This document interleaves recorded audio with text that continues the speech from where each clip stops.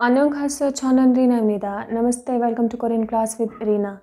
तो आज हम पढ़ेंगे कोरियन कॉन्सोनेंट के बारे में। जैसा कि मैंने आपको लास्ट वीडियो में बताया था कि जो कोरियन कॉन्सोनेंट है उनका जो साउंड है वो अकॉर्डिंग टू पोजीशन होता है, ठीक है। और वो पोजीशंस क्या क्या होती हैं? बिगनिंग, मिडल एंड एंडिंग, ठीक है। कोरियन वर्ड क्या है, या तो फिर वो आपके वोवल के साथ एंड होंगे या तो फिर कॉन्सोनेंट के साथ एंड होंगे, ठीक है। तो फॉर एग्जाम्पल, जैसे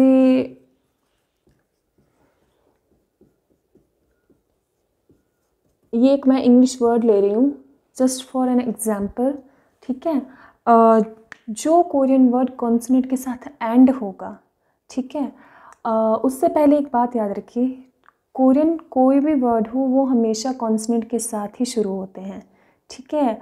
और अगर बाई चांस कोई कॉन्सोनेंट नहीं आ रहा है, वॉवल साउंड आ रहा है किसी वर्ड का, तो वॉवल भी हमेशा कभी भी अकेला नहीं लिखा जाता, ठीक है। ये मैंने आपको फर्स्ट वीडियो में बताया था, वो कभी अकेला नहीं लिखा जाएगा, हमेशा उसके आगे इस तरह से यंग लगेगा, ठीक है। और ये जो साइलेंट होता है, ठीक है।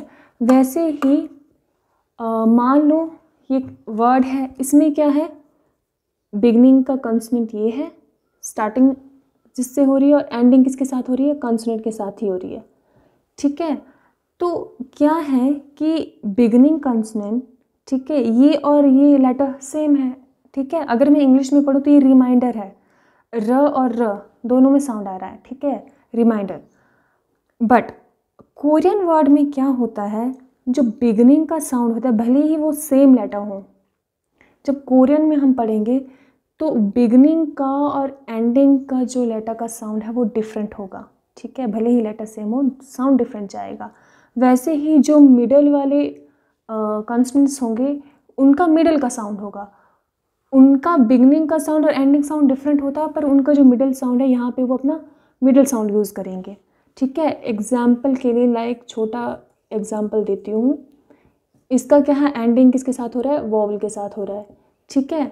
तो इसमें क्या है, ये सेम लेटर है, ओके, पर इसमें ये बिगनिंग का साउंड देगा और यहाँ पे ये मिडल का साउंड देगा, ठीक है, ये मिडल में है, ठीक है। एंडिंग एंडिंग या फिर फाइनल या फिर पश्चिम आपको जिसको बोलते हो, ये तभी लगेगा जब आपका वर्ड जो है वो कॉन्सोनेंट के साथ एंड हो रहा है, ठीक है, ओके। देखिए उसके अलावा बिगनिंग और मिडल रहेगा, ठीक है। एंडिंग कब लगेगा, जब आपका कॉन्सोनेंट के साथ वर्ड का एंड हो रहा हो, ठीक है। तो अब हम पढ़ेंगे कोरियन कॉन्सोनेंट में हमारे पास टोटल जो है वो 19 कॉन्सोनेंट्स हैं, जिसमें 14 आपके बेसिक कॉन्सोनेंट्स हैं और 5 आपके डबल हैं, ठीक है।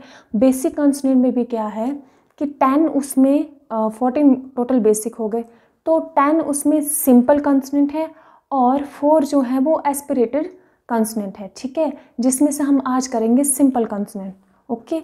सिंपल कॉन्सोनेंट में फर्स्ट जो कॉन्सोनेंट आता है वो आता है क्योक, इसको ऐसे लिखेंगे क्योक, ठीक है।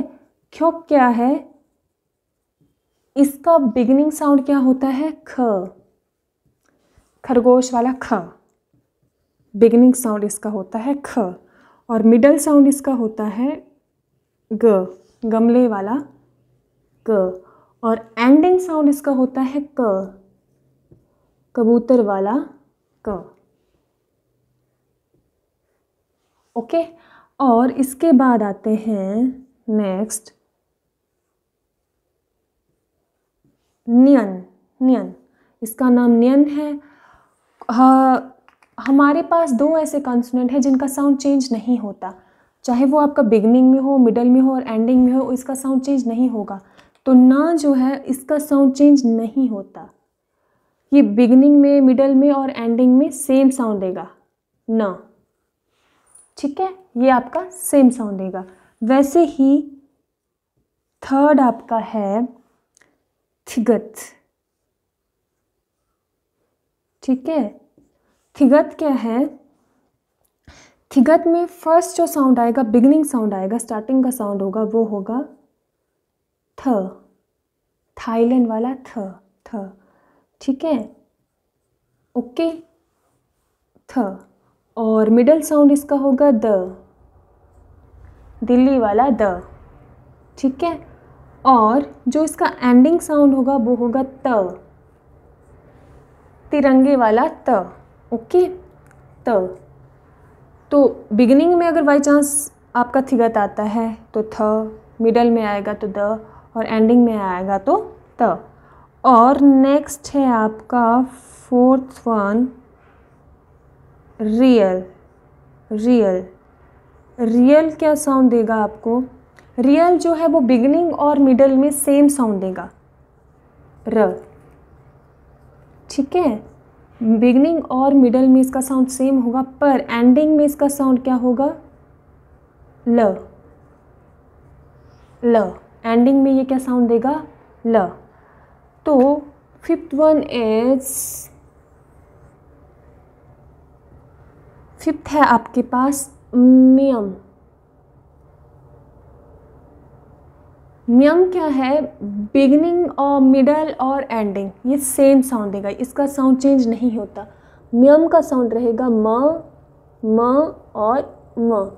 बिगिनिंग में आएगा, शुरुआत इससे हो रही होगी तो म ही रहेगा, बीच में आएगा तो भी म रहेगा, और एंड करेगा तो भी म ही रहेगा, ये चेंज नहीं करता साउंड। ठीक है, इसके बाद आते हैं हम आपके सिक्स्थ वन। तो सिक्स्थ वन इज फ्यप। ओके, फ्यप को हम ऐसे लिखेंगे। तो फ्यप क्या है? फ्यप बिगनिंग में आता है तो ये फ साउंड करेगा, फल वाला फ, फ्रूट वाला फ। ठीक है, फ। तो और बिगनिंग में फ, अगर मिडल में आएगा, मिडल में आएगा तो ये हो जाएगा आपका ब। ठीक है, ब। और अगर ये एंडिंग में आता है तो ये बन जाएगा प। क्या बन जाएगा? प। Okay, and seventh is, seventh जो है आपका वो है श्योत। श्योत। ठीक है, श्योत क्या है? जब आपकी ये बिगिनिंग में आएगा, बिगिनिंग और मिडल में ये सेम रहेगा। श्योत को हम श से भी लिखते हैं, स से भी लिखते हैं, कहीं पे इसका साउंड श आता है, कहीं पे इसका साउंड स आता है। ठीक है, तो श और स, बिगिनिंग मिडल में श स। ओके, और एंडिंग में इसका साउंड आता है त। क्या साउंड आता है एंडिंग में? त।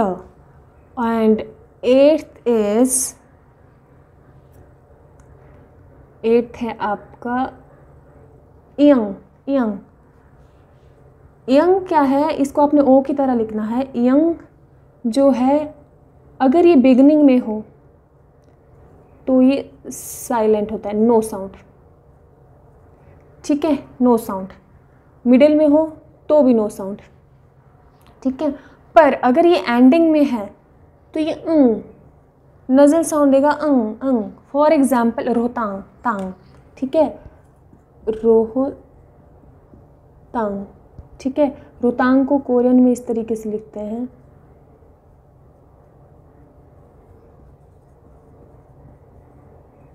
रोहतांग। तो ये एंड जो रोहतांग ये दिख रहा है आपको, ये है। ठीक है, तो ये कहाँ एंड हो रहा है इससे। ठीक है, तो रोहतांग, तांग, तांग, अंग जो साउंड कर रहा है वो ये आपका एंडिंग में करेगा। ठीक है, बिगनिंग और मिडल में ये क्या रहेगा? साइलेंट रहेगा। ओके, और इसी का यूज़ करते हैं हम आ के साथ, वोवल के साथ, क्योंकि वोवल को अकेले नहीं लिखा जाता, राइट। जो मैंने आपको बताया था कि वोवल को अकेले नहीं लिखा जाता, तो इसको लिखा जाता है उसके आगे। ठीक है, तो ये आ इस तरीके से बनता है।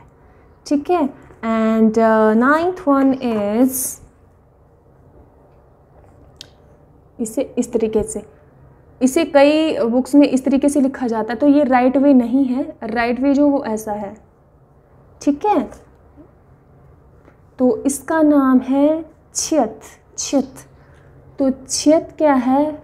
छत अगर आपका बिगनिंग में है तो वो छ साउंड करेगा, छतरी वाला छ, छ छ। ठीक है, और अगर मिडल में होगा तो वो ये ज साउंड करेगा, जग वाला ज। और ये अगर एंडिंग में है, अगर ये एंडिंग में आता है तो ये साउंड करेगा त। क्या साउंड करेगा? त। Okay, and last simple consonant is हियत। हियत ऐसे लिखेंगे, ये है हियत।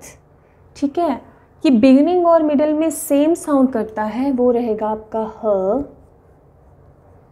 बिगिनिंग में भी ह एंड मिडल में भी ह, और लास्ट में एंडिंग जो इसका फाइनल कंसोनेंट होगा वो होगा त। क्या साउंड करेगा? ये त साउंड करेगा। ठीक है, तो ये थे हमारे बेसिक 10 कॉन्सोनेंट। तो नेक्स्ट वीडियो में हम पढ़ेंगे 4 जो हमारे पास रिमेनिंग बचे हुए हैं बेसिक कॉन्सोनेंट में, एस्पिरेटेड कॉन्सोनेंट, और उसके बाद हम पढ़ेंगे 5 डबल कॉन्सोनेंट। जो एस्पिरेटेड कॉन्सोनेंट है वो इन्हीं से बने हैं। ठीक है, उसको एस्पिरेटेड क्यों कहा गया? क्योंकि उसको हल्का सा फोर्स, इसको नॉर्मली ख बिल्कुल लाइटली बोला जाएगा। ठीक है, लेकिन जब उसमें हम वो इसी से बना होगा तो उसको क्या है, ज़्यादा फोर्स लगेगा। इसलिए 4 हमारे पास ऐसे हैं जिनके बोलने के लिए ज़्यादा फोर्स लगता है। ठीक है, और उसका थोड़ा सा तरीका भी जो है वो लिखने का अलग होगा। ठीक है, ओके। तो हम नेक्स्ट वीडियो में पढ़ेंगे रिमेनिंग कॉन्सोनेंट के बारे में। तो तब तक के लिए प्लीज़ आप इसे रिवाइज़ कीजिए, क्योंकि आपको अगर ये इनका साउंड आपको याद नहीं रहेगा तो आपको थोड़ी सी प्रॉब्लम हो सकती है वर्ड पढ़ने में। ठीक है, तो thanks for watching. Please like, subscribe and share, and मिलते हैं नेक्स्ट वीडियो में। 감사합니다. Stay tuned. 안녕히 계세요.